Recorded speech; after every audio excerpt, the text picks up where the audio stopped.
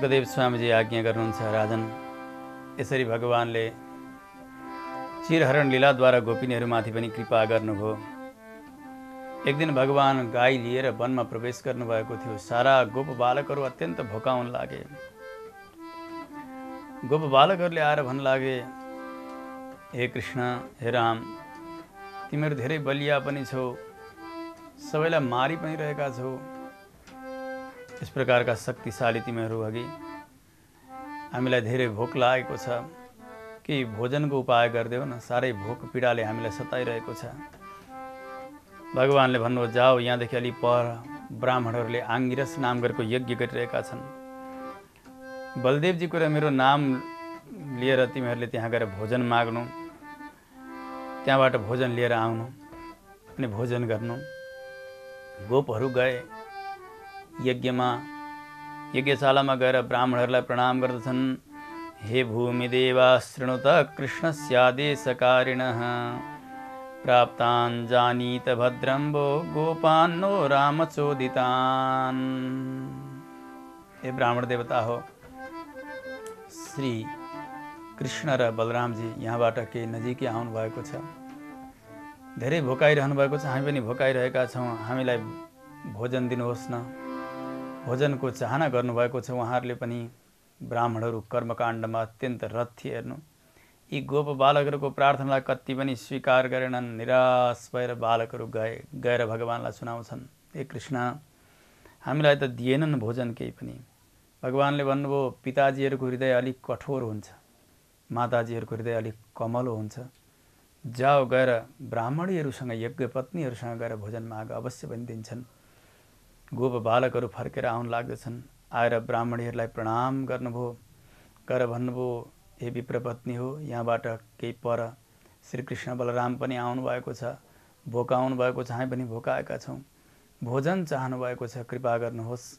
भगवानको नाम सुन्ने बित्तिकै तत्काल ती ब्राह्मणीहरूले भक्ष्य भोज्य लेह्य चोष्य, कोही चाट्नुपर्ने, कोही चुस्नुपर्ने, कोही चपाउनु पर्ने, यस्ता प्रकारका अन्नहरू मिष्ठान्नहरू तयार गरेर दौडेर ब्राह्मणहरू जान लाग्नुहुन्छ भगवान भएका ठाउँमा। भगवानले सबैलाई स्वागत गर्नुभयो। स्वागतम वो महाभागा आस्यताम करवाम किम यन्नो दिदृक्षया प्राप्ता उपपन्नमिदम हिवः। हे ब्राह्मणी हो, तिमीहरूको म स्वागत गर्दछु। तिमीहरूले मेरो मनोवाञ्छा पनि पुरा गरिरहेका छौ, भोजन दिइरहेका छौ, मेरो दर्शन पनि तिमीहरूले गर्यौ। जसले आफ्नो प्राण, बुद्धि, मन, आफन्त, शरीर सबै चिज मेरो सम्पर्कका कारणले गर्दा सबै प्रिय बनेर जान्छन्। जबसम्म मैले निवास गर्दछु, जबसम्म हृदयमा म विराजित हुन्छु, तबसम्म त्यो शरीर पनि प्यारो हुन्छ, ती इन्द्रियहरू प्यारा हुन्छन्, स्वजन प्यारा, सबै प्यारा। जुन दिन मैले छोड्दछु सबै बिराना हुन्छन्। त्यसो भएको हुनाले मेरा सम्पर्कद्वारा सबैमा प्रेम बढ्ने हुनाले तिमीहरू पनि जाओ, अब गएर आफ्ना पतिहरूको सेवा गर, त्यो यज्ञलाई पुरा गर। तिमीहरूको आगमन पूर्ण भइसकेको छ, तिमीहरू पूर्ण बनिसकेका छौ। पतिहरूले प्रतीक्षा गरिरहेका छन्, हे ब्राह्मणीहरू जाओ। भगवानले जब आज्ञा दिनुभयो, ब्राह्मणीहरू त अत्यन्त दुःखी हुन लाग्नुभयो, शिरसरी निहुराउनु भएको छ, सुख रुँदै रुँदै भगवानसँग भन्नुहुन्छ, प्रभु, यस प्रकारको कठोर वाणी हजुरले नबोली बक्सियोस्। श्रुतिले भन्दछन्, एक पटक हजुरका चरणारविन्दलाई जसले प्राप्त गरे भने उनले पुनः फर्कनु पर्दैन, फेरि जन्म लिनु पर्दैन।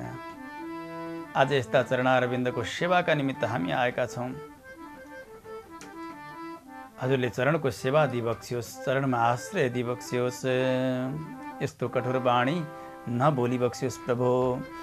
मैवं विभोरहति भवान् गदितुं नृशंसम् सत्यं कुरुस्व निगमं तव पादमूलम् प्राप्ता वयं तुलसीदामपदावसृष्टं केशैर्निबोढुमतिलङ्घ्य समस्तबन्धून्।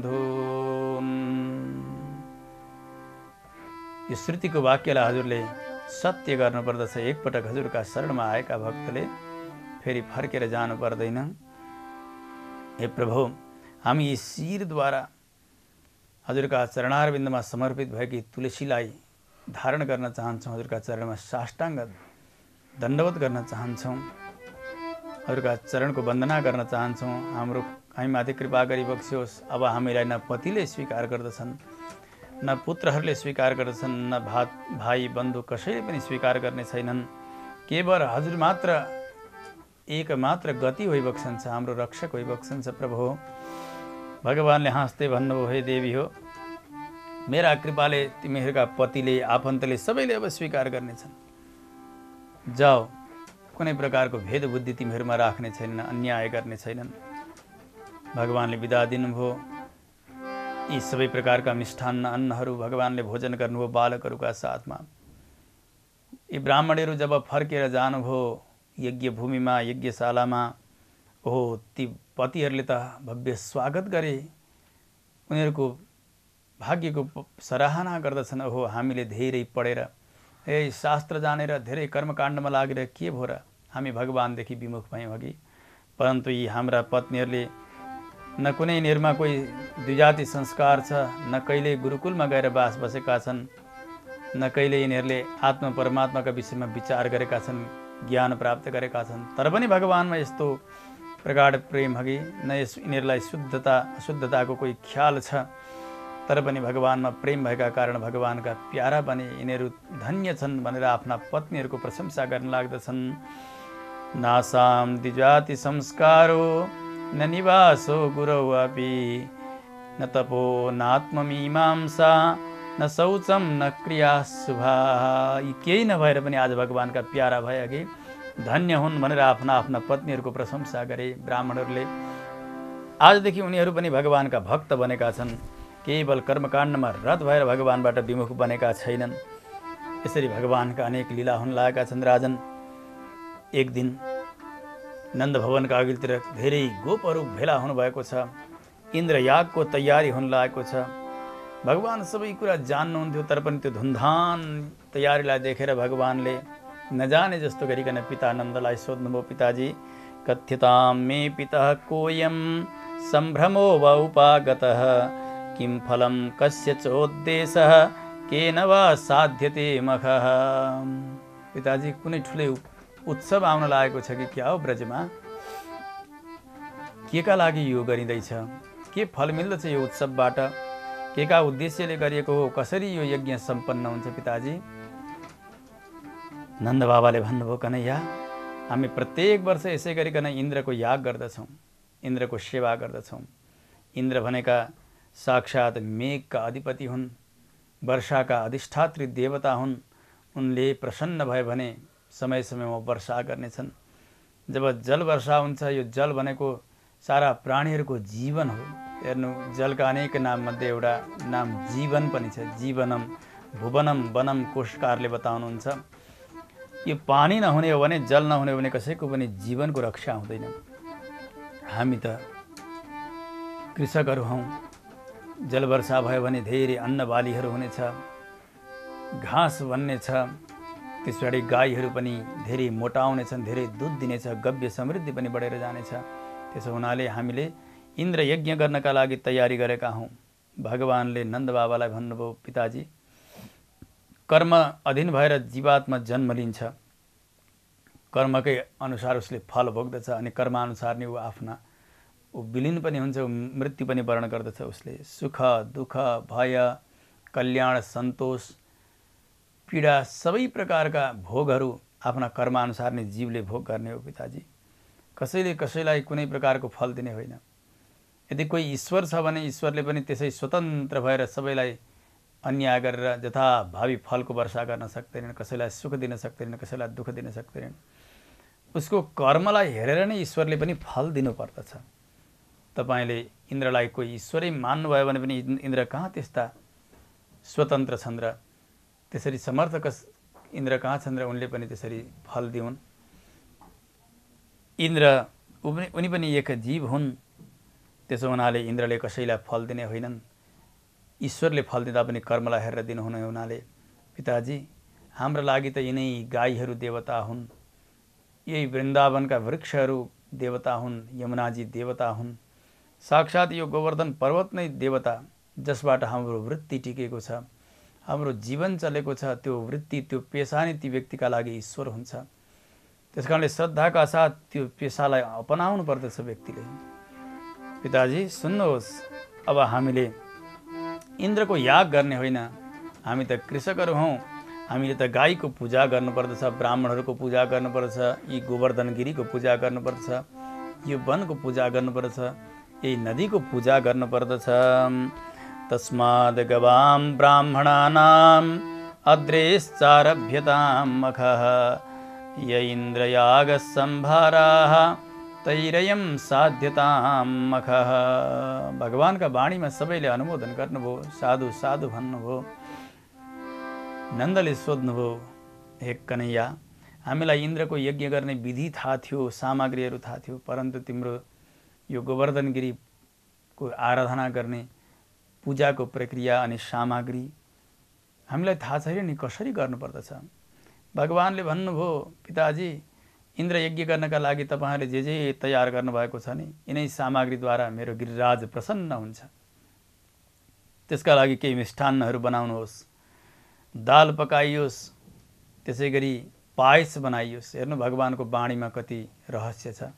दाल भइसकेपछि चामल अनिवार्य बनाउनु पर्दछ, अनि खीर पायस पकाइसकेपछि पुडी अनिवार्य हुनुपर्दछ, अनि मात्र अङ्ग पुरा हुन्छ। त्यसकारणले भोजनका सबै सामग्रीहरू बनाइयुन्, मिष्ठान्नहरू सबै बनाइयुन्। पच्यन्तां विविधा पाकाः सुपान्ताः पायसादयः संयावा पूपसस्कुल्यः सर्वदोहश्च गृह्यताम्। अग्निमा ब्राह्मणहरूले हवन गरून्, सबैले स्नान गर्नुपर्नेछ, धेरै दक्षिणा दिनुपर्नेछ, गाई दान गर्नुपर्नेछ। त्यस पछाडि हामीले सुसज्जित भएर यो मिष्ठान्नहरूका पूजा सामग्रीहरूका साथमा गोवर्धन गिरीमा गएर गिरिराजको पूजा गर्नुपर्नेछ। भगवानले भन्नुभयो, मेरो गिरिराजको पूजन गर्नका लागि भोको पेट जानु पर्दैन। हेर्नु, इष्टदेवको आराधना गर्नका लागि एकदम कष्टका साथ भोको पेट राख्नुपर्छ, यो कोही नियम छैन शास्त्रमा। भगवानको सेवा गर्ने, भगवानको आराधना गर्ने, अनि भगवानलाई भोग लगाएको बालभोग लिने, अनि त्यस पछाडि अगाडिका सेवाहरूलाई अगाडि बढाउने। भगवानले भन्नुभयो, स्वलङ्कृता भुक्तवन्तः स्वनुलिप्ता सुवाससः प्रदक्षिणञ्च कुरुत गोविप्रा नलपर्वतान्। हे माताजी हो, हे पिताजी हो, तपाईँहरू सबैले स्नान गर्ने, श्रृङ्गार गर्ने अनि भोजन गर्ने। भगवानलाई भोग लगाएर सुन्दर श्रृङ्गारका साथ हामी जान्छौँ। गएर पहिला गाईलाई, ब्राह्मणलाई, त्यसै गरी अग्निलाई र पर्वतलाई परिक्रमा गरेर सेवा गर्नेछौँ। आफ्ना गाडामा सबै प्रकारका सामग्रीहरू सजाएर सारा ब्रजवासी गोपहरू जानुभयो, भगवान अगाडि अगाडि जानुभएको छ। ब्राह्मणहरूले स्वस्ति वाचन गर्नुभयो, गोवर्धनी गिरीको पूजन हुन लाग्यो, परिक्रमा हुन लाग्यो। नन्द बाबाले भन्नुभयो, कन्हैया, हाम्रो इन्द्रलाई जब हामी हवि प्रदान गर्दथ्यौँ यज्ञमा, इन्द्रलाई आएर त्यो हवि ग्रहण गर्दथे, परन्तु तिम्रो देवता यो गिरिराज त कस्तो, न बोल्छ, न चल्दछ, न केही दिएको खान्छ। भगवानले विचार गर्नुभयो, यिनीहरूलाई त कोही विश्वास भएन छ कि। तत्काल एक स्वरूपले भगवान गोवर्धन गिरीका माथि टाकुरामा प्रकट हुन लाग्नुभयो। विराट स्वरूप छ भगवानको, डरलाग्दो स्वरूप। भगवानले गर्दाखेरि एउटा गुफा जस्तो हुन लाग्यो। माथि बसेर भगवानले भन्नुभयो, शैलोस्मीति ब्रुवन् भूरि बलिमा दद बृहद बपुहु। हे पिताजी हो, हे माताजी हो, सुन्नुहोस्, म गोवर्धन गिरी हुँ, म गोवर्धन गिरी हुँ, हे गोप हो, मलाई अर्पण गर, मलाई अर्पण गर। भगवानले भन्नुभयो, हेर्नु त पिताजी, हेर्नु त माताजी, हेर ब्रजवासी हो, मेरो गिरिराज प्रकट भयो, अब जे जे हो चढाउने, अर्पण गर्ने गर। कसैले डोकामा, डालामा, थुन्चेमा, केहीमा लगेका मिष्टान्नहरू थिए, पकवानहरू थिए, सबै बर्तनबाटै गिरिराज भगवानका मुखमा लगाइदिन लागे।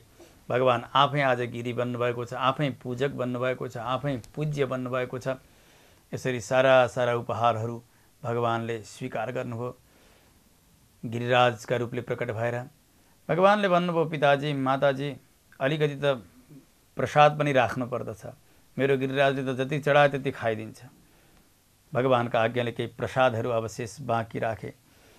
अब ब्रजवासीहरूलाई साथमा लिएर भगवानले ब्रजको यात्रा गर्न लाग्नु भएको थियो। इन्द्र यति क्रुद्ध भए, यति क्रुद्ध, साम्वर्तक नाम गरेका मेघ थिए, उनलाई बोलाएर भन्न लागे, हे साम्वर्तक, अब ब्रजमा तिमीले मुसलधारे वर्षा गर। हेर हेर, यो कृष्ण आफूलाई पण्डित मान्ने वाचाल अज्ञानीको राजा, यसले सारा गोपहरूको बुद्धिलाई बिगार्दियो कि मेरो अप्रिय गरो, यसले मेरो पूजालाई रोकेर गोवर्धन गिरीको पूजा गर्ने, यसलाई मेरो बल देखाइदिन्छु, तिमीले खूब वर्षा गर भनेर मेघलाई आज्ञा गरे इन्द्रले। सामर्थक नाम गरेका मेघले हात्तीका सूँड जस्ता धारा वर्षा गर्न लागे। जलको ब्रजभूमिमा गड्याङ गुडुङ आवाज आउन लाग्यो। स्थूणा स्थूणा वर्षधारा मुञ्चत स्वभ्रे स्वभीक्षणसः जलोघै प्लाव्यमाना भूः नादृश्यत नतोन्नतम। सुखदेव स्वामीजी बताउनुहुन्छ, राजन अब त शरद ऋतुको समय छ, सुगन्धित पुष्पहरू फुलिरहेका छन् वाटिकामा। भगवानले चिरहरणका समयमा जुन रात्रिहरूको सङ्केत गर्नुभएको छ, आज त्यही शरदकालीन पूर्णिमाको रात्रिको समय आएको छ। सारा रात्रिहरू पुञ्ज पुञ्ज भएर उपस्थित भएका छन् भगवानको सेवाका निमित्त। चन्द्रमा उदाउनु भएको छ, आफ्ना पहेँला किरणहरूद्वारा सारा ब्रजवासीहरूको मनलाई आह्लादित गर्नुभएको छ, आनन्दित गर्नुभएको छ। यस्तो अनुकूल समयलाई देखेर भगवानले आफूले पनि मन बनाउनु भयो, गोपिनीहरूका साथमा रास विहार गर्ने यस्तो दिव्य सङ्कल्प गर्नुभयो। भगवान पिता रात्रिः शरदोद फुल्ल मल्लिकाः वीक्षरन्तुं मनश्चक्रे योगमायामुपाश्रितः। शास्त्रले भन्दछन्, वेदले भन्दछन्, अमना अचक्षुः अपाणिपादम। त्यो परब्रह्म परमात्माका कुनै आँखा छैनन्, कुनै हात छैनन्, कुनै गोडा छैनन्, कुनै अङ्ग छैनन्, त्यस्ता निराकार भनेर वेदले बताउँदछन्। मन छैन माने प्रकृतिको जस्तो मन भगवानको छैन, शरीर छैन प्रकृतिको जस्तो नश्वर शरीर भगवानको छैन। भगवान त दिव्य मङ्गल विग्रहले युक्त हुनुहुन्छ। त्यस्ता परमात्माले आज यो अत्यन्त उत्तम समयलाई देखेर प्रकृतिको मन बनाउनु भयो। वीक्षरन्तुं मनश्चक्रे योगमायामुपाश्रितः। आफ्नी योगमायालाई आश्रय लिएर भगवानले रास गर्नका निमित्त मन तयार गर्नुभयो। हेर्नु, यो भगवानको रासलीला छ नि, यो सामान्य हृदय भएका व्यक्तिले यसलाई राम्रोसँग जान्न सकेका हुँदैनन्। भगवानको यो रास विहार, यो रासलीलाका विषयमा धेरै धेरै अज्ञानीहरूले धेरै प्रकारको आक्षेप पनि गरेका हुन्छन्। यो रासलीला श्रवण गर्नका निमित्त यो मनलाई पनि अति नै पवित्र बनाउनु पर्दछ। हेर्नु, यो रास भनेको के हो, यसलाई हामी पहिले सम्झौँ। वेदले भन्दछन्, रस भनेको भगवानको नाम हो। रसो वैसः रसज्ञो हेवायम लब्ध्वा नन्दी भवति। रस भनेको परमात्माको नाम हो। त्यस्ता परमात्मा रूपी रसलाई प्राप्त गरिसकेपछि व्यक्ति आनन्दी हुन्छ, अत्यन्त सुखी हुन्छ। त्यसकारणले रसस्वरूप परमात्माले जीवात्माहरूलाई त्यो ब्रह्मरसको अनुभव गराउनका निमित्त गरिएको यो दिव्य ब्रह्म क्रीडा हो, यो आनन्द क्रीडा हो, ब्रह्मानन्दको अनुभव हो भनेर जान्नुपर्दछ यो रासलाई। हेर्नु, त्यसो हुनाले यो सामान्य जसरी स्त्री पुरुषका बीचमा हुने विषय भोग, विषय क्रीडा छ, त्यस प्रकारको क्रीडा होइन यो रास। हेर्नु, फेरि हामीले जान्नु पर्दछ, यी रास मण्डलमा जन्मिएका जति पनि गोपिनीहरू छन्, यिनीहरू को हुन्? जति बेला क्षीरसागरमा गएका बेला भगवानले आज्ञा दिनुभयो अवतारका लागि, त्यस समयमा ब्रह्माका आज्ञाले, भगवानका आज्ञाले सारा देवताहरू ब्रजका गोपिनीहरू भएर जन्म लिएका छन्। रामावतारमा भगवान दण्डकारण्यमा प्रवेश गरेका समयमा भगवानको त्यो सौम्य स्वरूपलाई देखेर सारा ऋषिहरूले आफूलाई धिक्कार्नु भएको थियो। हो, हामीलाई पुरुष बनाएर किन जन्म दिनुभयो प्रभु? यदि हामी स्त्री बनेर हजुरको यो स्वरूपको, सौम्य स्वरूपको आस्वादन गर्दथ्यौँ भने कति रस हुन्थ्यो होला कि। जसरी सामान्यतया संसारमा एक स्त्रीको सौन्दर्यमा पुरुष आसक्त हुने, पुरुषको सौन्दर्यमा स्त्री आसक्त हुने यस्तो नियम रहन्छ कि दण्डकारण्यवासी ऋषिहरूले भन्नुभयो, चाहनुभयो हे प्रभु, हामी यदि स्त्री बन्दथ्यौँ भने हजुरको यो आनन्दको, यो सौन्दर्यको पान अझै ज्यादा गर्ने थियौँ। हेर्नु, भगवान श्रीकृष्णको यो स्वरूप प्राय माताजीहरूको, स्त्री जातिहरूको चित्तलाई आकर्षण गर्ने प्रकारको थियो। परन्तु भगवान श्रीरामको जो स्वरूप थियो नि, पिताहरूको हृदय पनि पगलिन्थ्यो भगवानको त्यो सौम्य स्वरूपको दर्शन गरेर। ऋषिहरूको यो भावलाई जानेर भगवान श्रीरामले मनसा उनीहरूलाई आशीर्वाद दिनुभएको थियो। ऋषि हो, जब मैले कृष्ण अवतार लिनेछु त्यस समयमा तिमीहरू सबै गोपिनी बनेर आउनेछौ र त्यस बेला तिमीहरूले चाहेको यो ब्रह्मानुभव तिमीहरूले गर्न पाउनेछौ। त्यसो हुनाले हेर्नु, सारा देवताहरू नै आज गोपिनी बनेर आएका छन्। रामावतारका दण्डकारण्यवासी ऋषिहरू, त्यत्रा साधकहरू नै आज गोपिनी बनेर आउनुभएको छ। वेदका ऋचाहरू, मन्त्रहरू सबै मूर्तिमती गोपिनी बनेर आउनुभएको छ। त्यसो हुनाले यहाँ सामान्य व्यक्तिहरू हुनुहुन्न गोपिनीहरू, यस्ता उच्चतम कोटिका साधकहरू, भगवान जो पूर्ण ब्रह्म सनातन भगवान श्रीहरि हुनुहुन्छ, त्यस्ता भगवानको त्यो ब्रह्म आनन्दको अनुभूति गर्नका निमित्त गरिएको यो क्रीडा हो, रास क्रीडा। सामान्य संसारिक क्रीडा होइन, यसरी जान्नुपर्दछ। यी अधिकारीहरू, रासका अधिकारीहरू जति गोपिनीहरू हुनुहुन्छ र जुन प्रकारको आनन्द भगवानले लुटाउनु भयो, भगवान जो हुनुहुन्छ, यसरी यहाँहरूको वास्तविकतालाई जानिसकेपछि मात्र हामीले यो रासलीलालाई राम्रोसँग पवित्रसँग श्रवण गर्न सक्दछौँ। यस्ता उत्तम भक्तिमती गोपिनीहरू, उनीहरूका साथमा विहार गर्नलाई भगवानले मन तयार गर्नुभयो। सुखदेव स्वामीजी बताउनुहुन्छ, राजन, रास भनेको रस, 9 प्रकारका रस साहित्यमा पनि बताइएका छन्। भगवान वीर रस, करुण रस आदि गरेका धेरै रसहरू हुन्छन्। रसानाम समूह रासः, सम्पूर्ण रसहरू जहाँ एकत्रित भएर आएका छन्, जहाँ जम्मा भएर आएका छन्, त्यसलाई रास भनिन्छ। भगवानले रास विहारका समयमा यी सम्पूर्ण रस समूहहरूलाई एक एक गरेर सबैलाई अनुभूति गराउनुभयो, आनन्द दिलाउनुभयो। अब त अत्यन्त प्रसन्न आकाशमा चन्द्र उदाउनु भएको छ। आफ्ना लालिमाले युक्त भएका किरणहरूले पुष्पलाई पनि विकसित गरिरहनु भएको छ। चन्द्रदेवले वनं च तत् कोमलगोभिरञ्जितं जगौकलं वामदृशां मनोहरम। यस्तो अत्यन्त सुन्दर समयलाई देखेर भगवान वेणु लिएर वनमा प्रवेश गर्नुभयो। मधुवनमा गएर सुन्दर वेणुमा नाद छेड्न लाग्नुभयो। त्यो वेणुको ध्वनि जब श्रवण गरे, जो भगवानका भक्तहरू थिए, साधक थिए, तिनीहरूले भगवानको यो वेणुको नादलाई श्रवण गर्नुभयो, हेर्नु सुन्नुभयो। जो अभक्तहरू थिए उनीहरूका कानमा यो वेणुको धुन नै गुन्जिएन। जगौ कलम वामदृशां मनोहरम। जसको हृदय अत्यन्त पवित्र थियो, उनीहरूको मनलाई नि यो वेणुले खिच्न लाग्यो। आहा, ती गोपिनीहरू जो साधनाका उच्च कोटिमा पुग्नु भएको थियो, उहाँहरू त कोही आफ्ना शिशुहरूलाई दुध पिलाउँदै हुनुहुन्थ्यो, कोही पतिको सेवा गर्दै हुनुहुन्थ्यो, कोही गाई दोहन गर्दै हुनुहुन्थ्यो, कोही घरको मार्जन गर्दै हुनुहुन्थ्यो, कोही शरीरको श्रृङ्गार गर्दै हुनुहुन्थ्यो, कसैले वस्त्र धारण गर्दै हुनुहुन्थ्यो, कसैले गाजल लगाउँदै हुनुहुन्थ्यो। त्यस्तै समयमा जब भगवानले वेणु बजाउनु भयो, त्यो वेणुले मन आकृष्ट भयो। आफ्ना कार्यलाई छोडेर अत्यन्त आह्लादित भएर सबैजना दौडन लाग्नु भएको छ। कविले एउटा कविता पनि बनाउनु भएको छ कि कतिले उलटा गहना पहिरे, उलटै पुलटै सुलटै दगुरे, शशीको अति कोमल कान्ति सरी, हरिको मुरली मन लिन्छ हरि। भगवान श्रीहरिको मुरली सबैको मनलाई हरण गरेको छ कि उल्टा वस्त्र लगाउनु भयो, कसैले माथिको तलको माथि, कसैले चरण पादुका लाउनु भएको छैन, कसैले एक आँखामा गाजल लगाउनु भएको छ, अर्को आँखामा लगाउनु भएको छैन। यस्तै अवस्थामा सबैजना दौडन लाग्नुभयो। गोपिनीहरू एकले अर्कालाई देख्नु भएको छैन। आजग्मुरन्योन्यमलक्षितोद्यमाः सयत्र कान्तो जबलोलकुण्डलाः।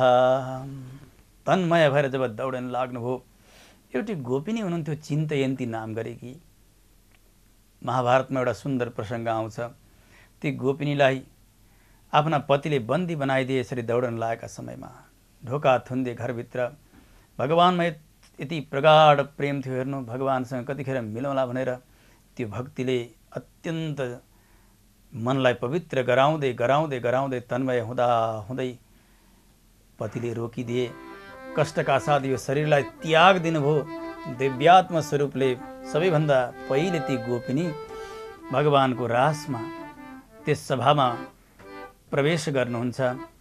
ओहो अन्तर्गृहगताः काश्चित् गोप्यो लब्ध विनिर्गमाः कृष्णं तद्भावनायुक्ता दध्युर्मीलितलोचनाः।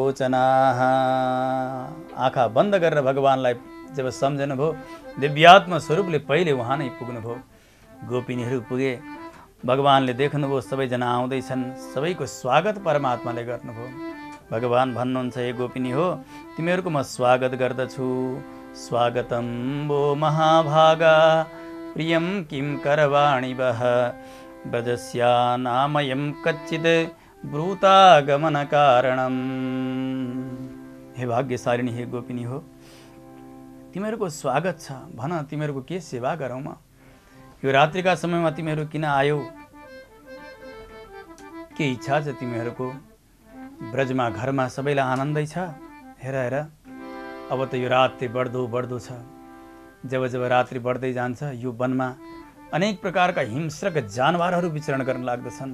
स्त्रीले यसरी रात्रिका समयमा घर छोडेर वनमा यसरी विचरण गर्न हुँदैन। देवी हो, जाओ तिमीहरू, तिमीहरूका माता पिता पुत्रहरू भाइहरू पतिहरू सबैजना तिमीहरूको बाटो हेरेर बसिरहेका छन्। जाओ, गएर ती गौशालाका ती बाछाहरूको सेवा गर, ती गाईहरूको सेवा गर, ती शिशुहरूको सेवा गर, उनीहरूलाई दुध पान गराऊ, ती पतिहरूको सेवा गर। भगवानले भन्नुभयो, गोपी हो, पत्नीको परम कर्तव्य भनेको आफ्ना पतिको सेवा गर्नु हो। जस्ता सुकै पति भए तापनि पत्नीले पतिलाई ईश्वर भाव गरेर सेवा गर्नुपर्दछ। भर्तुः शुश्रूषणं स्त्रीणां परो धर्मो ह्यमाया। आफ्ना पतिको सेवा गर्नु नै परम धर्म हो पत्नीको। उनका सम्बन्धीजनहरूमाथि पनि श्रद्धा गर्नु उनीहरूको पनि आवश्यकता र मर्यादा अनुसार सेवा गर्नुपर्दछ। पत्नीको यो कर्तव्य हो। कुनै शील नभएका हुन् पति, भाग्य नभएका हुन्, बुढा हुन्, अज्ञानी हुन्, रोगी हुन्, सम्पत्ति नभएका हुन्, कस्तै अवस्थामा पनि पतिलाई पत्नीले त्याग गर्नु हुँदैन। परन्तु भगवानले एक शर्त भने अवश्य पनि राख्नुभयो कि ती पति यदि पातकी छैनन् भने, महापापी छैनन् भने जस्ता अवस्थामा पनि पत्नीले पतिको सेवा गर्ने। परन्तु जो महापापी पति छ भने त्यस्तालाई त्याग गर्दा पनि हुन्छ। हे देवी हो, दुस्सीलो दुर्भगो वृद्धो जडो रोग्यधनोऽपि वा पतिस्त्रिभिर्न हातव्यो लोकेप्सुभिरपातकी। गोपिनीहरूलाई भगवानले आज्ञा दिनुभयो, ए देवी हो, टाढै बसेर मेरा विषयमा सुन्दा, मेरो ध्यान गर्दा जुन प्रकारको उत्कट प्रेम उत्पन्न हुन्छ नि, जब जब हामी नजिक नजिक रहन लाग्दछौँ, त्यसले गर्दा अनादर बढ्दै जान्छ। सन्निकर्षो हि मर्त्यानां अनादरण कारणम। कोही पूज्य व्यक्ति हुनुहुन्छ, मान्य व्यक्ति हुनुहुन्छ, उहाँहरूका साथमा सधैँ सँगसँगै बस्दै गऱ्यो भने उहाँहरूका भएको केही दोषहरू देख्न लागिन्छ अनि उहाँहरूमा भएको आदर बुद्धि नाश हुँदै हुँदै गएर अनादर बढ्दै बढ्दै जान्छ। त्यसो हुनाले नजिकै बसेर भन्दा टाढा बसेर यो भाव बढ्न सक्दछ, यो प्रेम बढ्न सक्दछ। त्यसो हुनाले जाओ, टाढै बसेर मलाई चिन्तन गर, यसैमा म सन्तुष्ट छु। श्रवणाद दर्शनाद ध्यानात् मयि भावोऽनुकीर्तनात् न तथा सन्निकर्षेण प्रतियात ततो गृहान्। जाओ, भगवानले आज्ञा दिनुभयो। गोपिनीहरू त अत्यन्त दुःखी हुन लाग्नुभयो, हृदयमा गाँठो परेर आउन लाग्दछ। शिर निहुराउनु भयो, आँखाबाट आँसुका धारा बगेका छन्। आफ्ना चरणका अङ्गुलीले जमिन यसो कोट्याउन लाग्नुहुन्छ, बोल्न सकिरहनु भएको छैन। धेरै समय भएपछि आफ्ना आँखाका आँसु पुस्नुभयो गोपिनीहरूले र अत्यन्त दयार्द्र चित्तद्वारा, करुण चित्तद्वारा भगवानसँग स्तुति गर्दै भन्नुहुन्छ, प्रभु, यस प्रकारको कठोर वाणी हजुरले नबोली बक्सियोस्। मैवं विभोर्हति भवान् गदितुं नृशंसं सन्त्यज्य सर्वविषयान् तव पादमूलम् भक्ता भजस्व दुरवग्रहमात्यजास्मान् देवो यथादिपुरुषो भजते मुमुक्षून्।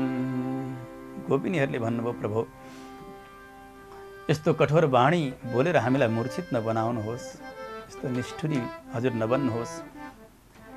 हजुर आफूले वेदमा बोलेका वाणीहरू त्यसलाई सत्य गर्नुहोस्। शास्त्रले के भन्दछन्, एक पटक हजुरका चरणमा आइसकेपछि फेरि उसको प्रत्यावर्तन संसारमा हुँदैन, उसले फर्कनु पर्दैन। जसरी आदिपुरुष भगवान नारायणले सारा भक्तहरूलाई रक्षा गर्नुहुन्छ, आफ्ना चरणमा अपनाउनुहुन्छ, रक्षा गर्नुहुन्छ, त्यसै गरी हामी सम्पूर्ण विषयलाई त्याग गरेर हजुरको चरणको शरणमा आएका छौँ। प्रभु हजुरले रक्षा गर्नुपर्दछ, कृपा गर्नुपर्दछ। गोपिनीहरूले भन्नुभयो, प्रभु हजुरले भन्नुभयो कि पत्नीको परम धर्म भनेको पतिको सेवा गर्नु हो, यो हामी पनि जान्दछौँ। त्यसैले त हामीले सच्चा पतिलाई नै अपनाइरहेका छौँ। एउटा दिव्य उदाहरण ल्याएर गोपिनीहरूले सुनाउनुहुन्छ कि प्रभु एक समयमा एक युवकले एक युवतीका साथमा विवाह गरे। दुवै युवा युवतीमा प्रगाढ प्रेम थियो पति पत्नीका बीचमा, परन्तु सम्पत्ति थिएन। जति प्रेम भए पनि सम्पत्ति भएन भने दिनचर्या चल्दैन, व्यवहार चल्दैन। अघि एक दिन बडा दुःखका साथ पत्नीसँग ती युवकले भने कि देवी तिमी केही समय बस्दै गर, म परदेश जानेछु, सम्पत्ति कमाएर ल्याउनेछु। पतिको वियोगमा ती पत्नी जोड जोडसँग रुन लागिन्। ती पत्नीलाई आश्वासन दिँदै एक माटाको मूर्ति, आफ्नै मूर्ति माटाले बनाएर पतिले ती पत्नीका हातमा राखिदिँदै भने कि देवी जबसम्म म आउँदिन तबसम्म यो माटाका मूर्तिलाई नै म मान्नु र म साथैमा छु भन्ने व्यवहार गर्नु है। पत्नीले स्वीकारिन्। पति त परदेश गए। अब त्यो माटाको मूर्तिलाई अर्घ्य पाद्य आचमन धूप दीप नैवेद्य साथमा शयन भोजन सारा गराइकन यी पत्नी बसिरहेकी छिन्। दिन बितिरहेको छ। यस्तै अवस्थामा एक दिन परदेशबाट ती पति आए। दैलो बन्द गरेर भित्र माटाका मूर्तिलाई भोजन गराइरहेकी छिन्। पति मानेर ती युवतीले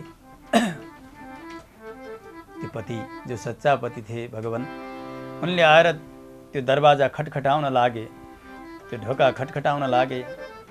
गोपिनीहरूले सोध्नुभयो भगवान श्रीकृष्णलाई, प्रभु त्यस अवस्थामा ती पत्नीले ती माटाका मूर्तिलाई भोजन गराइरहने हो कि गएर त्यो दैलो खोल्ने हो? भगवानले भन्नुभयो सच्चा पति आइसकेपछि त्यो माटाको मूर्तिको के काम, गएर त्यो दैलो खोल्नु पर्दछ ती पत्नीले। गोपिनीहरूले भन्नुभयो हजुरका मुखबाट यही वाणी सुन्नका निमित्त हामीले यसो भनेका थियौँ। हे प्रभु हामीले पनि त त्यही गरेका छौँ नि। यत्पत्य पत्य सुहृदा मनोवृत्तिरङ्ग स्त्रीणां स्वधर्मैति धर्मविदात्वयोक्तम् अस्त्वेवमेतदुपदेशपदे त्वयि से पृष्ठो भवान् तनुभृतां किल बन्धुरात्मा। हे प्रभु वेदले भन्दछन् पतिं विश्वस्यात्मेश्वरगुं शाश्वतं शिवमच्युतं नारायणं महागेयं विश्वात्मानं परायणं। सम्पूर्ण विश्वका सारा जगतका पति भनेका त भगवान हुनुहुन्छ। पति शब्दको अर्थ हुन्छ रक्षक भन्ने। हेर्नु, पा रक्षणे धातुबाट पति शब्द निष्पन्न भएको हुन्छ। पातीति रक्षतीति पतिः, जसले रक्षा गर्छ उसको नाम हो पति। यी माटाका मूर्ति जस्ता यी शरीर सम्बन्धीहरूले के रक्षा गर्छन् र यो जीवात्माका सच्चा पति भनेका त हजुर हुनुहुन्छ। त्यसो हुनाले हामीले सच्चा पतिलाई जानेर हजुरका शरणमा आएका छौँ। हजुरले यसरी कठोर वाणी नबोली बक्सियोस्। अब त गोपिनीहरूले भगवानलाई जब चुप लगाइदिए, एकदेखि अर्का अर्कादेखि अर्का गोपिनीहरूले शब्दको झरी लगाउँदै भन्दछन् प्रभु यसमा हाम्रो कुनै गल्ती छैन। सारा दोष भनेको, सारा गल्ती भनेको हजुरकै छ।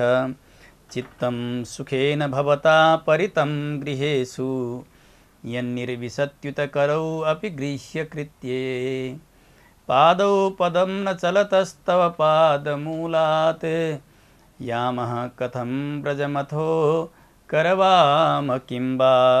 हे भगवान हामी त घरका काममा लागिरहेका हुन्छौँ, बालकलाई दुध चुसाइरहेका हुन्छौँ, पतिको सेवा गरिरहेका हुन्छौँ, भोजन गराइरहेका हुन्छौँ, गौशालामा सेवा गरिरहेका हुन्छौँ। त्यस समयमा तपाईँ यो सबैको चित्तलाई आकर्षण गर्ने खिच्ने प्रकारको यो मधुर वेणुमा नाद छेड्नुहुन्छ, तान छेड्नुहुन्छ। त्यो वेणुको धुन सुनेर हामीलाई बलात् त्यहाँबाट यहाँ जबरजस्त ल्याउनुहुन्छ तपाईँले। अनि यहाँ आइसकेपछि तिमीहरू जाओ जाओ जाओ भन्नुहुन्छ कि यसमा कसको बदमासी? हजुरकै त बदमासी हो नि, हजुरकै त गडबडी हो नि। हे प्रभु, हजुरका चरणार बिन्दलाई छोडेर एक कदम पनि हाम्रा गोडा फर्केर जान चाहँदैनन्। हजुरले नै शरण दिनुपर्दछ, कसरी हामी जाउँ? पादौ पदम न चलतस्तव पादमूलात् यामः कथं ब्रजमथो करवाम किम्बा। यसरी गोपिनीहरूले भगवानलाई जब निरुत्तर बनाए, उत्तरोत्तर तर्कहरू पेश गर्न लाग्छन्, भगवान त चुप हुनुभयो। अब गोपिनीहरूको उत्तम भावलाई जानेर सारा गोपिनीहरूलाई यमुनाजीका तटमा लिएर आउनुभयो। अत्यन्त सुन्दर स्थल, दिव्य रास गर्न लाग्नु भएको छ भगवानले। रासको वर्णन कविहरूले बडा सुन्दर ढङ्गबाट गर्नुभएको छ। हेर्नु, अङ्गना मङ्गना मन्तरे माधवो माधवम माधवम चान्तरेणाङ्गना इत्थमा कल्पिते इत्थमा कल्पिते मण्डले मध्यगो संजगौ वेणुना देवकी नन्दनः। भगवान जति गोपिनीहरू थिए उति नै भगवान बन्नुभएको छ। हेर्नु, अब त गोपिनीहरूका झुण्ड झुण्डका बीचमा भगवानै भगवानका झुण्डका बीचमा गोपिनीहरू, एक एक गोपिनी, धेरै भगवान, एक गोपिनी, प्रत्येक गोपिनी एक भगवान। यस प्रकारको दिव्य नृत्य हुन लाग्यो। दिव्य ब्रह्मानन्दको अनुभूति भगवानले गराउन लाग्नु भएको छ। भगवान आफ्ना अघिल्तिर देख्ने बित्तिकै सबै गोपिनीहरूलाई लाग्यो, ओहो म भाग्यवती, अरू गोपिनीहरू त भाग्य नभएका अघि मेरा अघिल्तिर भगवान हुनुहुन्छ भनेर सबैलाई अभिमान बढ्न लागेको छ। यो अभिमान जब बढ्न लाग्यो, जहाँ अभिमान हुन्छ नि त्यहाँ ईश्वरको वास हुँदैन। हेर्नु, अभिमान व्यक्तिले गर्न हुँदैन, त्यस्ता व्यक्तिलाई भगवानले छोडिदिनुहुन्छ। आज गोपिनीहरू जब अभिमानमा आरूढ भए, तत्काल भगवान त्यो रासमण्डलका बीचबाट अन्तर्धान हुन लाग्नुभयो। अब त गोपिनीहरू रुन्छन्, कराउँछन्।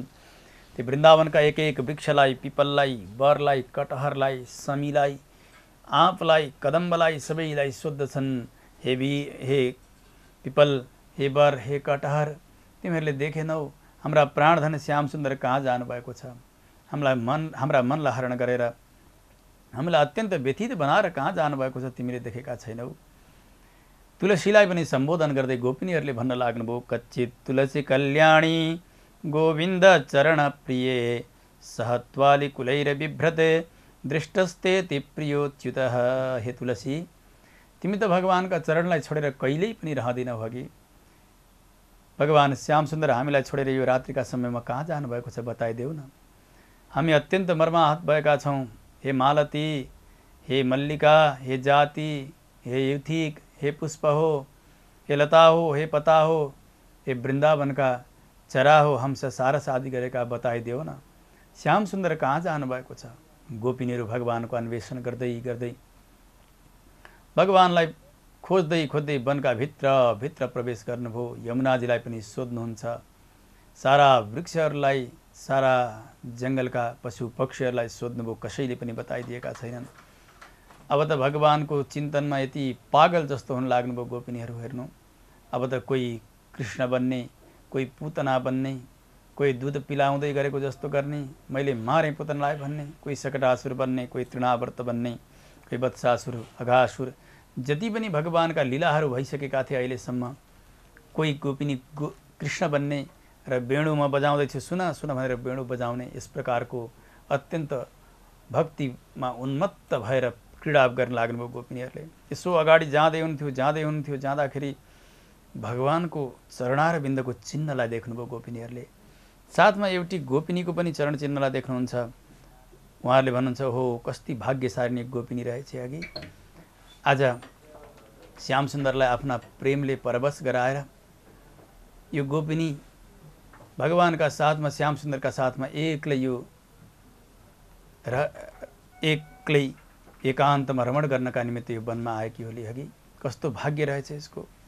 हेर्नु भागवतमा सुरुबाट अन्तिमसम्म कहीँ पनि राधाजीको नाम सुखदेव स्वामीजीले उच्चारण गर्नुभएको छैन। कहीँ राधा नाम भागवतमा छँदै छैन। यसको तात्पर्य यो हो कि भगवान श्री सुखदेव स्वामीजीले जब राधा भनेर यो नाम उच्चारण गर्नुहुन्थ्यो नि, उहाँलाई 6 महिनासम्म समाधि लाग्दथ्यो। हेर्नु 6 महिनासम्म समाधि लाग्ने हो भने 7 दिनमा राजर्षि परीक्षितजीको उद्धार गर्नुपर्नेछ। त्यसो हुनाले सुखदेव स्वामीजीले प्रष्टतया आफ्ना वाणीले राधा नाम त उच्चारण गर्नु भएन, परन्तु राधाजीको सङ्केत भने स्पष्ट रूपमा गर्नुभएको छ। अनया राधितो नूनं भगवान् हरिरीश्वरः यन्नो विहाय गोविन्दः प्रीतो यामन यदरः। अनया राधितः नूनं, पक्कै पनि यी गोपिनीले पूर्व जन्ममा भगवान श्रीहरिको धेरै आराधना गरेकी रहेछन्। अघि आज एकान्तमा यिनलाई लिएर, यी भाग्यसारिणी गोपिनीलाई लिएर भगवान श्रीकृष्ण आउनुभयो। हो, यिनै भाग्यसारिणी गोपिनी हुनुहुन्थ्यो साक्षात् श्री राधिकाजी। त्यो भगवानको चरण चिन्हलाई पहिलाउँदै अगाडि जाँदैछन् गोपिनीहरू। यता के भएको थियो, भगवानले राधिकाजीलाई लिएर आउनुभएको थियो। राधिकाजीलाई पनि अत्यन्त अभिमान बढेर जान लाग्यो। ओहो, सबै गोपिनीहरूभन्दा म श्रेष्ठ हुँ भन्ने। राधाले भन्नुभयो, हे कन्हैया, मेरो शरीर गलिसकेको छ, थाकिसकेको छ, मलाई पिठ्युमा बोका। भगवानले राधाको भावलाई जान्नुभयो। अब त भगवानले भन्नुभयो, हे राधिका आऊ मेरो पिठ्युमा। राधिकाजी भगवानको पिठ्युमा यसो चढ्न लाग्नु भएको त तत्काल भगवान त्यहीँबाट अन्तर्धान हुनुभयो। अब त एक्लै वनमा रुँदै हुनुहुन्छ राधिका। यताबाट गोपिनीहरू पनि पुग्नुभयो। सबैजना एक स्वरले रोदन गर्न लाग्नुभयो, हा नाथ रमण प्रेष्ठ क्वासी क्वासी महाभुज दास्यास्ते कृपणायामे सखे दर्शय सन्निधिम। राधिकाजीले भन्नुहुन्छ, हे नाथ, हे रमण, हे प्यारा, हे प्राणधन, हजुर कहाँ जानुभएको छ? एक्लै एक अबला नारीलाई यो रात्रिका समयमा वनमा त्यागेर। हे प्रभु, चाँडै दर्शन दिनुहोस्। राधिकाजी रोइरहनु भएको छ। गोपिनीहरू पुग्नुभयो, मिल्नुभयो। अब भगवत विरहले गर्दा गोपिनीहरूको हृदय अत्यन्त रोइरहेको छ। हेर्नु, फेरि बिस्तारै बिस्तारै झुन्ड भएर यमुनाजीका तटमा आउनुभयो गोपिनीहरू। यमुनाजीका तटमा बसेर गोपिनीहरूले 18 झुन्डबाट, 18 समूहबाट 18 प्रकारका दिव्य गान गर्नुभएको छ, रोदनका साथमा, रुवाईका साथमा। हेर्नु, शरणागति भनेको रोदन हो। जो भक्ति तीव्र उत्कर्षमा पुग्दछ त्यसैमा केही बाँकी रहँदैन। हेर्नु, केवल परमात्माका पछाडि व्यक्ति रोइ नै रहेको हुन्छ। जुन दशा आलवारको दशा भएको छ, जुन दशा गोपिनीहरूको भएको छ, आज हेर्नु उहाँहरूको रोदनका सुरमा जुन भाव निक्लिएको छ, यसैलाई भागवतजीमा श्री गोपी गीत भनेर जानिन्छ। हेर्नु, यो समग्र श्रीमद् भागवतको पञ्च प्राण भनेको रास पञ्चाध्यायी हो। त्यसमध्ये पनि यो हृदय भनेको भागवतको वास्तविक अस्तित्व र हृदय भनेको यो गोपी गीत हो भनेर जान्नु पर्दछ। 18 झुन्डबाट 18 प्रकारका भावहरू गोपिनीहरूले निकाल्नुभयो। हेर्नु, यहाँ 18 श्लोक छन्। आचार्यहरूले यसको रहस्य बताउनुहुन्छ। शरणागतिका 6 प्रकारका अङ्ग हुन्छन्। आनुकूल्यस्य सङ्कल्पः, प्रातिकूल्यस्य वर्जनं, रक्षिष्यतीति विश्वासो, गोप्तृत्ववर्णं तथा आत्मनिक्षेपकारपण्ये षड्विधा शरणागति। अहिले बुद्ध नाम गरेको संहितामा भगवान शङ्कर पार्वतीजीलाई शरणागतिका 6 अङ्गको विशद विवेचन गर्नुहुन्छ, उपदेश गर्नुहुन्छ। आचार्यहरूको भाव यो छ कि 18 श्लोक जो छन्, यी 18 श्लोकमा शरणागतिका यी 6 अङ्गहरूकै व्याख्या हुने 18 श्लोक। एक अङ्गलाई 3 श्लोकले व्याख्या गरेर 3, 6, 18 यसरी श्लोकको सङ्ख्या छ भनेर आचार्यहरूले बताउनुहुन्छ। जसरी आनुकूल्यस्य सङ्कल्पः, यो शरणागतिको पहिलो अङ्ग। सदैव अनुकूलताको सङ्कल्प गर्नुपर्दछ। सदैव म भगवानको विधेय हुँ, भगवानको अधीन हुँ, भगवानको शेष हुँ, भगवानको सम्पत्ति हुँ, भगवानकै हुँ भनेर यस प्रकारको भावले भगवानका आज्ञालाई मानेर, जसरी शास्त्रले विधि गरेका छन्, विधि वाक्यहरूलाई मानेर निषेध वाक्यबाट विरत रहेर भगवानको अनुकूल भएर रहन्छ भन्ने सङ्कल्प यो शरणागतिको पहिलो अङ्ग हो, जसलाई सुरुका 3 श्लोकले व्याख्या गर्नुभएको छ। त्यसपछि क्रमशः प्रातिकूल्यस्य वर्जनम, प्रतिकूलतालाई लोकमा पनि भनिन्छ नि, सकारात्मक सोचको विकास गर्नुपर्दछ। व्यक्तिले उन्नति चाहेको छ भने नकारात्मक सोचलाई छोड्नु पर्दछ भनेर शरणागति भनेको यही नै हो। शरणागतिको पहिलो श्रेणी भनेको सकारात्मक सोचलाई जीवनमा उतार्ने र नकारात्मक चिजहरूलाई छोडिदिने। प्रातिकूल्यस्य वर्जनम, जुन निषेध हुन् तिनीहरूलाई छोड्नु पर्दछ।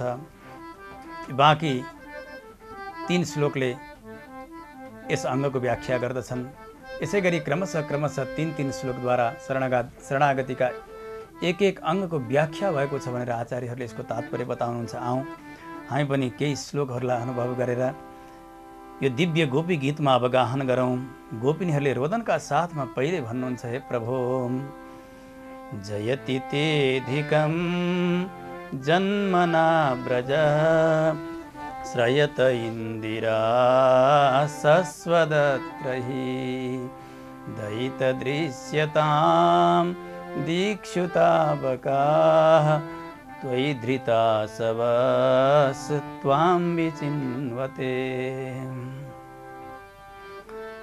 पहिलो झुण्डका गोपिनीहरूले भन्नुभयो, हे प्रभु हजुरको जब जन्म भयो नि यो ब्रजमा हजुरको जन्म हुने बित्तिकै यो ब्रजभूमिको ऐश्वर्य, ब्रजभूमिको महत्त्व, ब्रजभूमिको कीर्ति वैकुण्ठको भन्दा पनि ज्यादा बढेर गएको छ।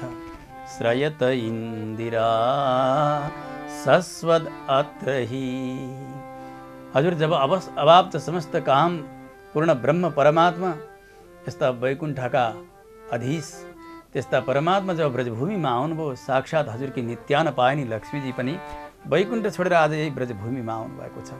त्यसैले त प्रभु यो ब्रजको समृद्धि कति हो, कति बढेर गएको छ। लक्ष्मीजीको यहाँ वास छ। प्रभु आज यो एकान्त स्थलमा, यो वनमा, यस्ता अवस्थामा हामी जस्ता अबला स्त्रीहरूलाई छोडेर हजुर गइबक्सेको छ। हामीले त हजुरमै प्राण धारण गरेका छौँ, हजुरकै निमित्त बाँचेका छौँ। प्रभु हामी दसैँ दिशा खोजिरहेका छौँ, हजुर कहाँ गइबक्सेको छ। कसबेला दर्शन दिबक्सेला प्रभु, चाँडै दर्शन दिबक्स्योस्, हजुरमै हाम्रो प्राण टिकेको छ। दयित दृश्यतां दीक्षुतावका त्वयि धृता सवस त्वां विचिन्वते। अर्को झुण्डबाट एकाएक आवाज आयो, प्रभु शस्त्र अस्त्रले मार्नु होइन, हजुरले त्यो फक्रेका कमल दल जस्ता नेत्रद्वारा जुन प्रकारले हेरिदिनु भयो नि हामीलाई, हामी पनि त्यो प्रेमले मरिसकेका छौँ। केवल शस्त्रले मार्नु मात्रै, मार्नु होइन। आज शरतकालीन सरोवरमा खिलेका कमल जस्ता नेत्रले हजुरले हामीलाई व्यामुग्ध गराइसक्नु भएको छ, निचेष्ट गराइसक्नु भएको छ, पागल जस्तो बनाइसक्नु भएको छ। हे प्रभु हामी हजुरका शुल्क तिरेर पैसाका धनका अधीनमा भएर बनेका दासी होइनौँ। कोही कर्मचारीले राजाको सेवा गर्दछन् कि राज्यको सेवा गर्दछन्, त्यहाँ सम्पत्ति कारण बन्दछ। उनीहरूको वृत्ति तनाखा, त्यसका निमित्त उनीहरूले सेवा गरिरहेका हुन्छन्। त्यहाँ राजाप्रति, शासकप्रति उनीहरूको कोही प्रेम बढिरहेको हुँदैन। हामी त हजुरले सम्पत्ति दिएर किनेर बनाएका दासी होइनौँ नि प्रभु, हामी त हजुरका अशुल्क दासी हौँ। हामी त निश्चल भावले केवल हजुरमा प्रेम गर्दछौँ। त्यसो हुनाले यसो प्रेममाथि हजुरले अन्याय नगरिबक्स्योस् प्रभु। हामी रोइरहेका छौँ। यो रात्रिका समयमा हजुरले दर्शन दिबक्स्योस्। शरदुदासये साधुजात सत सरसिजोदर श्रीमुसादृशा सुरतनाथ ते शुल्कदासिका वरद निघ्नतो नेह किं बधाम। गोपिनीहरूले रुँदै भगवानसँग भन्नुहुन्छ, प्रभु हजुरले सबै प्रकारका आपत्तिबाट हजुरले रक्षा गर्नुभयो, परन्तु आज यो महान आपत्तिका बीचमा हजुरले छोडेर गइबक्स्यो। अघि कस्तो निष्ठुरता हजुरको, कस्तो कापट्य हजुरको। हे प्रभु त्यो विषैलो जलबाट हजुरले रक्षा गर्नुभयो, सर्पबाट हजुरले रक्षा गर्नुभयो, डरलाग्दा राक्षसहरूबाट हजुरले रक्षा गरिबक्स्यो। इन्द्रले ब्रजभूमिलाई डुबाएर सक्त छु भनेर वर्षा गरे, त्यस समय पनि हजुरले नै रक्षा गर्नुभयो। वृषभासुर आदि गरेका दैत्यबाट हजुरले रक्षा गर्नुभयो, एकपटक होइन बार बार हजुरले रक्षा गर्नुभयो। परन्तु आज यो आपत्तिका समयमा हजुरले एक्लै हृदय कराउँदै गरेका हामीहरूलाई छोडेर जानुभएको छ कि हे प्राणधन, हे श्याम सुन्दर, दर्शन दिबक्स्योस्। विष जलाप्ययाद ब्याल राक्षसात् वर्ष मारुताद वैद्युतानलात् वृषमयात्मजात विश्वतो भयात् ऋषभते वयं रक्षितामुः। अर्को झुण्डबाट फेरि करुण आर्तनाद आउन लाग्यो, हे भगवान, हजुर केवल एक गोपीका पुत्र मात्र हुनुहुन्न, एक यशोदाका छोरा मात्र हजुर हुनुहुन्न। हेर्नु, इतिहासलाई हेर्ने हो भने यी गोपिनीहरू आफ्नो बायाँ हात कुन हो, दायाँ हात कुन हो त्यो जान्नुहुन्न थियो। परन्तु कति ब्रह्मज्ञानीहरू भगवत भक्तिमा, भगवानमा समर्पण छ भने त्यो शरणागतिमा यस प्रकारको तागत रहन्छ। हेर्नु, प्रहलादले कहीँ गएर कुनै प्रकारको उच्च शिक्षा हासिल गर्नुभएको थिएन। हनुमान वानर जातिमा जन्मनु भएको थियो। सबरीले कहीँ गएर शिक्षा हासिल गर्नुभएको होइन। हेर्नु, आज यी गोपिनीहरूले पनि कुनै गुरुकुलमा गएर बास गर्नुभएको होइन, परन्तु भगवानमा भएको प्रगाढ प्रीतिले, जसरी भक्ति ज्यादा भयो भने ज्ञान र वैराग्य उत्पन्न हुन्छ भनेर शास्त्रले बताएका छन् नि। जसरी जनयत्यासु वैराग्यम ज्ञानम च यदहैतुकम। आज यो भक्ति परवश भएका गोपिनीहरूले भगवानलाई चिन्नुभयो। यहाँहरूलाई सारा शास्त्रको ख्याल भएको छ, भगवानको वास्तविक स्वरूपलाई जान्दै गोपिनीहरूले भन्नुहुन्छ रुदनका क्रममा, हे प्रभु, न खलु गोपिका नन्दनो भवान् अखिल देहिनाम अन्तरात्मदृक् विखन सार्थितो विश्वगुप्तये सखौ देवान् सात्वतान् कुले। गोपिनीहरूले भन्नुभयो, प्रभु, केवल हजुर एक गोपी यशोदाका पुत्र मात्र हुनुहुन्न, अपितु अखिल देहिनाम अन्तरात्मदृक् सम्पूर्ण देहधारी प्राणीहरूका भित्र अन्तर्यामीतया शयन गर्ने हजुर नै हुनुहुन्छ। सबैको सत्ताको रक्षा गर्ने हजुर नै हुनुहुन्छ। हामीले हजुरलाई जानेका छौँ। उस समयमा ब्रह्माले हजुरलाई प्रार्थना गरे जगत रक्षाका निमित्त। आज यो यदुकुलमा जगत रक्षाका निमित्त हजुर अवतार ग्रहण गरिबक्सेको छ। प्रभु, के हामी यो जगतभित्र छैनौँ र? आज हामी अबला नारीहरूमाथि यस प्रकारको विपत्तिमा, यस प्रकारको अन्धकारमा, यस वनमा एक्लै छोडेर हजुर जानुहुन्छ। यो हजुरको कर्तव्य होइन र प्रभु? हजुरले रक्षा गर्न पर्दैन र? हे प्रभु, हजुरका ती मधुर मधुर वाणीहरू, हजुरका प्रेमभरी दृष्टि, कमल दल जस्ता नेत्रले दिएको त्यो हेराई, ती अधरामृत, यी सबै हामी बार बार सम्झिरहेका छौँ, तडपिरहेका छौँ। प्रभु, कहिले त्यो अधरामृत पान गराइदिए बक्सेला, चाँडै प्रकट होइबक्स्योस्। मधुरया गिरा बल्गुवाक्यया बुधमनोज्ञया पुष्करेक्षण विधिकरीरिमा वीरमुह्यति अधरसीधुना प्याययस्वना।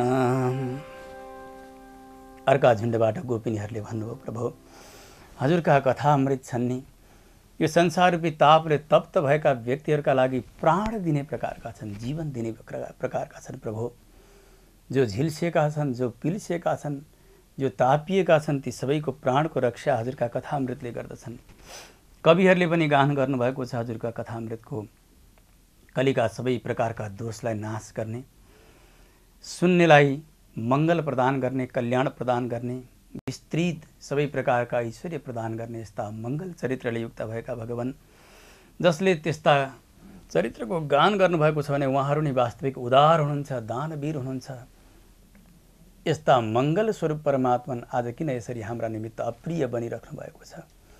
किन आज हामीहरूका निमित्त कष्ट प्रदान गरिरहनु भएको छ? प्रभु, अब त विलम्ब भयो, अब त हाम्रो धैर्य टुटिसकेको छ। दर्शन दिवक्स्योस् तव कथामृतम तप्त जीवनम कविभिरीडितम कल्मषापहम श्रवणमङ्गलं श्रीमदाततं भुवि गृह्णन्ति ते भूरिदा जनाः। ओहो, गोपिनीको उत्तम दशा हेर्नु, यो साधनाको दशा। गोपिनीहरूका अर्का झुण्डबाट आवाज आयो रोदनका साथमा, प्रभु हजुर जब गाई लिएर वनमा प्रवेश गर्नुहुन्छ नि, एक त्रुटि समय, एक पलक समय हजुरको दर्शन हुँदैन, त्यसबेला हामीलाई त्यो एक कल्प युग युग जस्तो लाग्दछ। यो विधाता ब्रह्माले यो आँखाको पलक पनि किन बनाएको होला अघि? एकपटक यो आँखो जब बन्द हुन्छ हामीलाई त्यो समय एक कल्प जस्तो लाग्दछ। हे प्रभु, हजुरका ती घुँघराले केस, त्यो कुण्डल, त्यो अत्यन्त मुस्कुराहटले युक्त भएको त्यो हँसाई, त्यो कहिले हामीले दर्शन गर्न पाउँछौँ प्रभु? अब त विलम्ब भयो, दर्शन दिवक्स्योस्। हामीले पतिलाई छोडेका छौँ, हामीले पुत्रहरूलाई छोडेका छौँ, हाम्रा स्वजनहरू सबैलाई छोडेर आएका छौँ, सबैको आज्ञालाई छोडेर हजुरका चरणको आश्रय लिएर आएका छौँ प्रभु। हजुर त गतिलाई जान्नेवाला हुनुहुन्छ, जीवात्माको उत्तम भावलाई जान्नेवाला हुनुहुन्छ। हे प्रभु, हे कपटी, अब त दर्शन दिनुहोस्। सामान्य व्यक्तिले पनि, प्राकृत पुरुषले पनि रात्रिका समय यसरी स्त्रीहरूलाई वनमा एक्लै छोडेर यस्तो निर्दयी भएर निष्ठुरी भएर जाँदैनन् प्रभु। हामीलाई अरू केही चाहिएको छैन, हजुरका ती नाङ्गा चरणहरू यस वनमा। ती विषैला काँडाहरूले कति बिजिरहेका होलान्, ती पत्थरहरूले हजुरका चरणमा कति कष्ट भइरहेको होला। ती चरणहरू हामी हाम्रा वक्षस्थलमा धारण गरेर हजुरका चरणलाई शान्ति दिन चाहन्छौँ र हाम्रो हृदयमा जलेको यो विरह व्यथालाई शान्त गर्न चाहन्छौँ प्रभु। अब त विलम्ब भयो, दर्शन दिवक्स्योस्। सबैले एकैचोटि रोदनका साथ भन्नुहुन्छ, यत्ते सुजात चरणाम गुरुहं स्तनेषु भीतासनै प्रियदधि महि कर्कशेषु तेनाटवीमटसि तद्व्यथते न किं स्विते कुरुपादिभिर्भमति धीर भवदायुषां नः। हे प्रभु, हाम्रो जीवन दान दिनुहोस्। जब गोपिनीहरूले रोदनका साथमा यसरी भगवानलाई पुकारे हेर्नु, सबै हृदयको जति पनि कल्मस थियो, अभिमान थियो, अश्रु प्रवाहका साथ साथमा सबै माझिन लाग्यो, पवित्र हुन लाग्यो हृदय। अब त उत्तम अवस्था देख्नुभयो, अब धेरै यिनीहरूलाई तडपाउनु हुँदैन। भगवान रोदन गर्दै गरेका मूर्छित गोपिनीहरूका झुण्डका बीचमा मन्द मन्द मुस्कुराउँदै पीताम्बर धारण गरी बसेका भगवान करोडौं कामदेवको पनि सौन्दर्यलाई मात गर्ने त्यस प्रकारको स्वरूपले हातमा वेणु लिएर भगवान त्यस रासमण्डलमा प्रकट हुन लाग्नुहुन्छ। श्री कृष्णचन्द्र भगवानको तासामा विरबुत्सौरिस्मयमान मुखाम्बुजः पीताम्बरधर स्रग्वी साक्षान् मन्मथ मन्मथ। मानव भगवानको प्रकट भइसकेपछि, भगवानको दर्शन भइसकेपछि मृत शरीरमा प्राण आए जस्तो भयो। गोपिनीहरू पनि सबैका शरीरमा प्राण आउन लाग्यो। भगवानका वरिपरि भएर गोपिनीहरू बस्नु भएको छ। भगवानसँग अनेक प्रकारको जिज्ञासा गर्न लाग्नुभयो गोपिनीहरूले। श्री कृष्णचन्द्र भगवानको